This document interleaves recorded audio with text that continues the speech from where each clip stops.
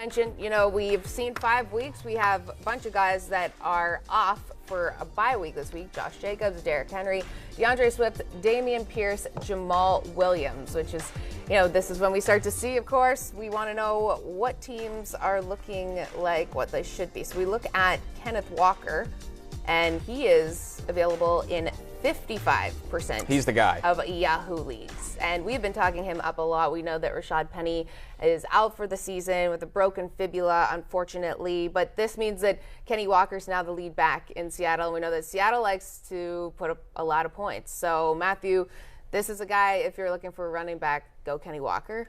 1,000%. All in on Kenneth Walker. He's available in 55% of Yahoo leagues. He's available around that number in other on other platforms as well. And honestly, there's going to be a lot of hype around Kenneth Walker this week. But if he's rostered in your league, I would make a trade. I think he has the potential to be a league winner here.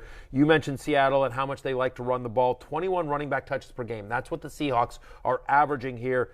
And so Kenneth Walker, who played 83% of the snaps after Rashad Penny went down, we've seen, to your point, they are a very competent offense under Geno Smith. They move the ball. They're playing at a faster pace of play as well. And I've discussed this. I mean, Michael Smith went, wait, whoa, when we talked about him a couple of weeks ago. I have heard a source that I trust told me that the Seattle coaching staff thinks he's got LaDainian Tomlinson-like potential. Whoa. Like just that kind of big playability, that kind of versatility. That's insane to think about, one of the greatest running backs to ever play the game. But I don't want to put that on him because 99.9% of the running backs that come to the league aren't going to be LaDainian Tomlinson, and you can still be a very successful player in this league. I'm just saying that just to point out, this isn't like now we got to go to the backup and we got to next guy up and we got to coach him up. They're very excited to get Kenneth Walker into the lineup. They believe in him in a big way. This is somebody they spent a lot of draft capital on, Connor, and I know from scouting the players, all the work that you do for Bleacher Report, this is somebody that the NFL scouting community was very high on coming out of college. Very high on him. He was my RB2 only behind Breece Hall, and we've seen what Breece Hall has done recently. And on top of that, they made significant investments in their offensive line in the draft as well that are paying off, where you can trust their run game. And if he didn't have the sports hernia in August, he would have been eating into Rashad Penny's snap count as it is. That's how much they loved him. They wanted to get him on the field right away. So now the fact that he's automatically inserted into a true RB1 workhorse role in a team that has a pretty good run-blocking offensive line, a team that wants to run the ball, a team that relies on their offense a lot because their defense really can't stop anybody, Kenneth Walker is in for a big couple of months here. And you listen. Empty the fab. Yeah, would you? I was just going to Empty ask you guys, if you have a fab system. Empty it. Find more if you can under the couch. 100%. 100%. Okay. Use the number one waiver wire. wire. I like to take notes on this show, so I'm going to write that one down. I would be very aggressive in trying to acquire Kenneth Walker, whether it's a free agent or if he is already rostered in your league. He's rostered in a lot of the leagues that I'm in. Yeah. I have on a number of teams, but in other leagues, I'd be aggressive in trying to trade for him as well. Okay, all right. Well, we know in Denver, Javonte Williams is injured, so Mike Boone is someone that you might be looking to acquire potentially if he is not. It's 64% available in Yahoo leagues, as well as Latavius Murray, bit of a journeyman who has now joined the Broncos after being with the Saints and having a very interesting story of how he was in London and then now with Denver. But if you're looking at the Broncos running back situation, we know Melvin Gordon is number one. Mike Boone, worth it? Yeah, look, I think they're both going to have roles. Obviously, Murray didn't play last week against the Colts because it was a short week and he had just come over from the Saints. But, they play the Chargers this week, and no team in the NFL allows more yards per carry to opposing running backs than the Los Angeles Chargers. They gave over 200 rushing yards to the Browns last week. And so expect it, especially given how much Russell Wilson is struggling. And as predicted, apparently he's hurt. Whatever. The fact of the matter is they're going to lean on the run game. I think this is going to be a three-headed committee. Gordon's already rostered, but Boone is going to be the third down back, get some passing down work. And I do think Latavius Murray is interesting. I think, look, Gordon was fine last week, but down the stretch against the Colts when they were trying to make that comeback, it was Boone on the field, not Gordon.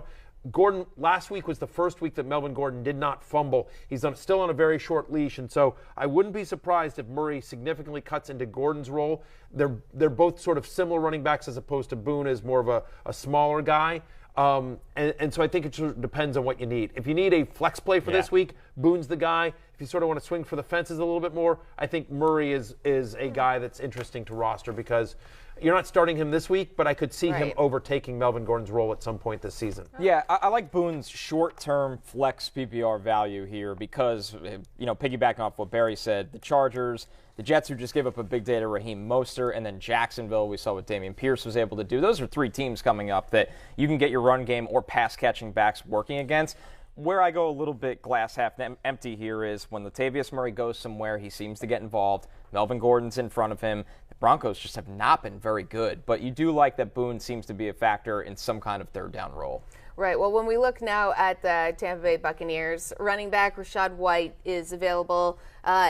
He would be behind Leonard Fournette, of course, but maybe when you get into garbage time against Pittsburgh this week, he might be someone that could get some. They're starting to use him a little bit more. He's had 8 touches each of the last 2 weeks. He played 40% of the snaps in week number 5. Leonard Fournette's snap count has decreased in 2 straight weeks. They really like Rashad White. They obviously, to your point, Julie, yes, Uncle Lenny, he is the starter, but he's one of the most important insurance backs. If anything were to happen to Fournette, White would be a top 10 running back any week that Fournette is out. And yet still, he's starting to get more and more usage where he might be flex worthy in a deeper league. And so I think he's a good guy to have on your roster, just given the lack of depth behind Fournette on a team that, wants to be balanced on offense. An ideal stash right now, available in 66% of leagues. That's kind of a high number. So if you can stash him, great, because I think what the Bucs are going to run into eventually is they continue to win more and more games. There are going to be weeks where Fournette maybe doesn't practice or Fournette's not feeling his best. They'll be in position, honestly, look at how bad that division is, that they just won't play him. They'll be like, okay, you know what, we're going to give you this week off because we need you for January. We don't maybe need you at the end of November right now. And that's where Rashad White might really come in handy down the stretch when he gets to step into that role for a week here, a week there, while also developing that pass-catching niche role right now. Yeah, that could be a very stealth pickup to have him stashed away. And we look at the Cardinals, not necessarily maybe a team that you would say, hey, I want to go pick up a whole bunch of guys from there. But if they've got injuries like James Conner and Darrell Williams, they both left the game on Sunday. Eno Benjamin is available in 89% of Yahoo leagues, and they are against Seattle, who, as we know, they allow points. And so if you're looking at someone like Benjamin, how excited would you be able to add him to your team? I mean, listen, it's a short-term ad, obviously. We don't know the status of Darrell Williams or James Conner. I think that if Conner were to miss, it would be a committee with him and Darrell Williams. If both guys are out, obviously, Benjamin gets the nice start against the Seahawks. 45 yards from scrimmage, 4 more targets in 4 out of 5 games this year. So they are using him somewhat, right? It is an offense that can move the ball. 11 touches, 53 yards, and a touchdown filling in for James Conner last week. So we don't, as of this broadcast, we don't have a status update on Conner, whether he's going to miss this week or if it's a longer-term injury. But injuries are something that Conner has dealt with throughout his career. So I do think Benjamin makes a lot of sense for anyone that rosters Conner, and certainly you like him this week. A good streaming option this week. Good streaming option this week. Yeah, I mean, Seattle can't stop a nosebleed right now, and they see Seattle 2 of the next 4 games. So when it comes down to it, he might be able to have an impact, but it just fully depends on the injuries that we're not aware of yet. Benjamin is going to be their guy if both those guys can't go, but this Arizona offense just has a lot of different concerns right now. Definitely. Okay, so for the 49ers, we know that Jeff Wilson Jr. is their number 1 running back, but Tevin Coleman, that you guys are saying is a ghost of Coleman coming back. Yeah. Vultures in 2 touchdowns for San Francisco. Is this a guy that is more than a streamer or someone that you would stash away? Yes, no, sort of. I don't think he's more than a streamer, right? Look, I get it. It was a big game. They were blowing him out here. I don't necessarily think he has, he played 28% of the snaps in a game in which they blew the Panthers out, right? So under 30% of the snaps, he gets the 2 touchdowns, but like 8 for 23 as a rusher. 3 for 44 is nice as a receiver, but again, I mean, you're talking 11 touches. To me, Tevin Coleman is interesting just because, as we talked about on yesterday's show, we're like, okay, when Elijah Mitchell went down, we're like, okay, Jeff Wilson Jr. is the next man up. But Jeff Wilson Jr. has missed 12 games over the past 2 seasons. He's injury prone himself. So is it Jordan Mason? Is it TDP? Like, who's going to step up and sort of be the insurance running back for Jeff Wilson Jr.? And I think we found out, it turns out it's Tevin Coleman. So I feel like I'm not rushing out to put Tevin Coleman in my lineup. We've seen this before from Tevin Coleman. I'm not totally buying it. They're home to the Falcons. And the Falcons, by the way, have played kind of plucky defense. Mm-hmm. Like, they're not great, but they're not as much of a pushover as you might think. Yeah. Like, they're sort of decent.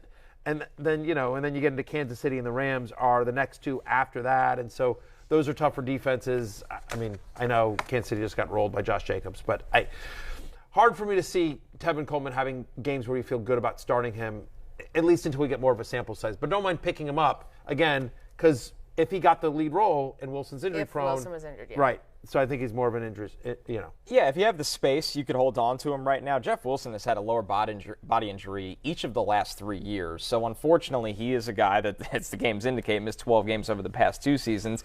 He gets hurt, and his workload has been significant these last couple weeks. So you have to wonder if they also want to take some of that workload off him in the next coming weeks. And one thing with Kyle Shanahan and really that coaching tree as a whole, they always lean back to old friends in dire times. Tevin Coleman is an old friend for Kyle Shanahan. Instead of going to the rookies, for whatever reason, they draft a running back in the 3rd round every year, and they don't use him. And I know Ty Davis-Price is hurt, but that's where Tevin Coleman could quietly have some value, but I just don't think there's the volume at the moment.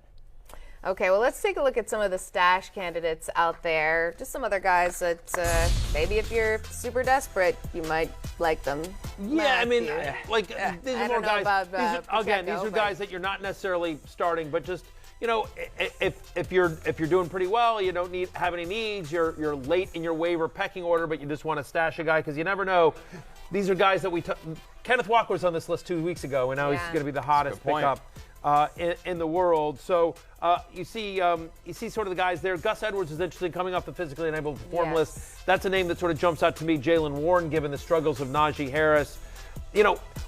Our expectation is that Jonathan Taylor is back for the Colts here, but Deion Johnson ran well against the Broncos last week when Hines went out with a concussion and Taylor wasn't playing. So those are all interesting names there.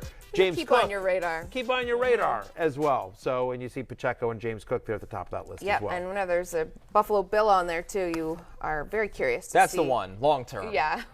James Cook for sure. But that's more. They want to get their running game going. Yeah, if that's more, once again, an injury to a guy like Motor, or if your league does allow waiver keepers on the back end of your draft, Cook's going to be a big time player in 2023. It's going to take an injury for him to be that this year. Mm-hmm. Yeah, I'm in 2 dynasty leagues. I'm bullish on Cook's long-term he's got potential. A big future. Yeah. Okay. Certainly does. So we just talked about a whole bunch of guys that we would potentially add, stash, stream.